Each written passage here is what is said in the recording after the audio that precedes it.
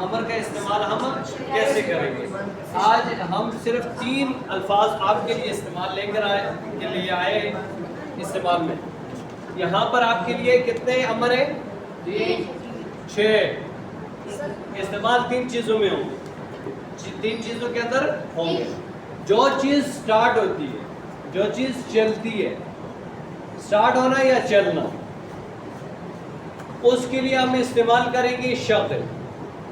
جو چیز بند ہوتی ہے یا کھلتی ہے، اس کے لیے ہم پہلے کے لیے جو چیز بند اور کھلنا ہے، اس چیز کے لیے ہم کسی کو حکم دیں گے. کس چیز کا دیں گے؟ کھول دو یا بند کر دو، کھول دو یا بند کر دو.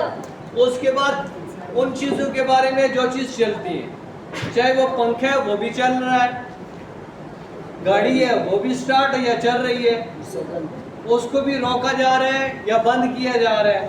موٹر سائیکل، اس کو بھی روکا یا بند کیا جا رہا ہے.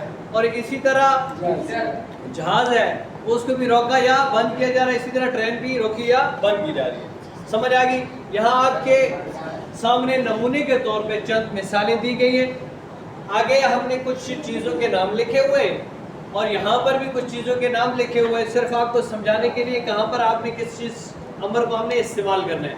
جب بھی ہم حکم کرتے ہیں کسی دوسرے کے اوپر حکم چلاتے ہیں کہ بھائی یہ کام کر دو، یہ کر دو، یہ چھوڑ دو، یہ اٹھا دو، تو یہاں آج آپ کے سامنے 6 امر کے صیغے میں لے کر آیا ہوں. اور آگے انہی الفاظ کو جو آپ نے پڑھ لیے، بیچ میں کچھ نہیں بھی پڑھے، تو ان کا آپ نے استعمال کرنا ہے. نمبر 1، افتح کا معنی ہوتا ہے کھولنا. افتح کا معنی کیا ہوتا ہے؟ کھولنا. افتح و فتح کا معنی کیا ہوتا ہے؟ کھولنا. اغلق یغلق اغلاقا کا معنی کیا ہوتا ہے؟ بند کرنا. بند کرنا. پھر شغل یشغل تشغیل کا معنی کیا ہوتا ہے؟ چلانا. چلانا. سٹارٹ کرنا یا چلانا. اوقف یوقف ایقافا کا معنی ہوتا ہے کیا ہوتا ہے؟ روکنا. روکنا یا بند کرنا. روکنا یا بند کرنا. اچھا جی، اطفا یطفئ اطفان کا معنی کیا ہوتا ہے؟ بجھانا. بجھانا، کسی چیز کا بجھانا. اور اوقد یوقد ایقادا کا کیا معنی ہوتا ہے؟ جلانا. اب میں یہاں پر اس کا معنی کرتا ہوں افتح الباب. اب حکم دو، مثال کے طور پہ کسی بھی طالب علم کو آپ کہتے ہو کہ دروازہ بند کر دو، کیسے کہیں گے؟ افتح الباب. افتح الباب یا اخی یا عزیزی یا زمیلی یا صدیقی، جو بھی آپ کہتے ہیں، میرے دوست، میرے ہم نوا، جو بھی آپ اس کو کہہ سکتے ہیں، تو آپ کیا کہیں گے؟ دروازہ بند کر دو. عربی کے اندر کیسے کہیں گے؟ افتح الباب. اچھا، کھڑکی بند کر دو تو کیا کہیں گے؟ افتح النافذہ. کھڑکی کھول دو کیا کہیں گے؟ افتح النافذہ. اور ایک کھڑکی بند کر دو کیسے کہیں گے؟ اغلق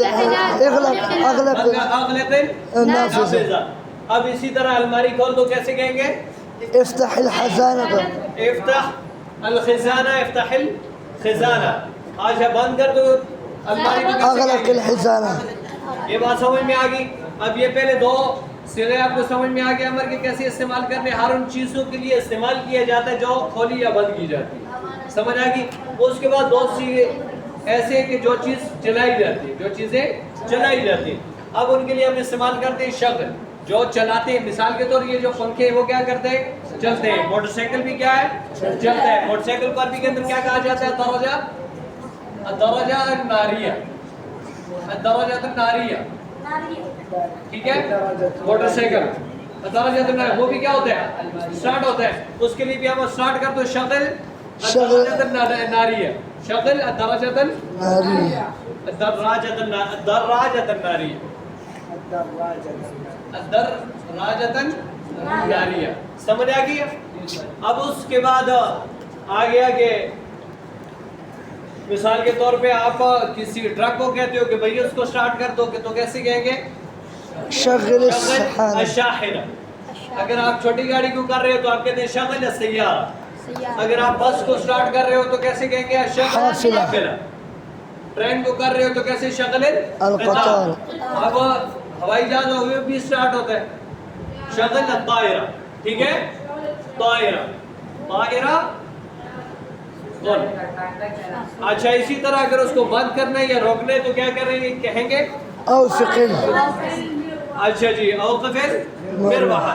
باقی جو کیا کہتے ہیں، جہاز ٹیک آف کرتا ہے یا لینڈ کرتا ہے، اس کے لیے ہم الگ سے 2 لفظ لے کر آئیں گے چونکہ آج پھر لمبا ہو جائے گا سبق. اچھا پھر اس کے بعد وہ چیزیں جو بجھائی جاتی ہیں یا پھر جلائی جاتی ہیں, بجھائی جاتی ہیں یا جلائی جاتی ہیں, تو ہم کہیں گے اگر لائٹ بند کر دو تو کیسے کہیں گے؟ اطفیل مصباح اطفیل النار مصباح. اگر آگ بجھا دو کیسے کہیں گے؟ اطفئ النار اطفیل نار. اگر جلا دو تو کیا کہیں گے؟ اوقد المصباح اوقد المصباح, یعنی کہ لائٹر جلا دو. اسی طرح اگر آگ کو آپ نے جلانا ہے تو کیسے کہیں گے؟ اوقف اوقد النار. یہ بات آپ کو سمجھ آ گئی؟ انشاءاللہ. کسی اور کوئی اور بتانے کی ضرورت تو نہیں ہے.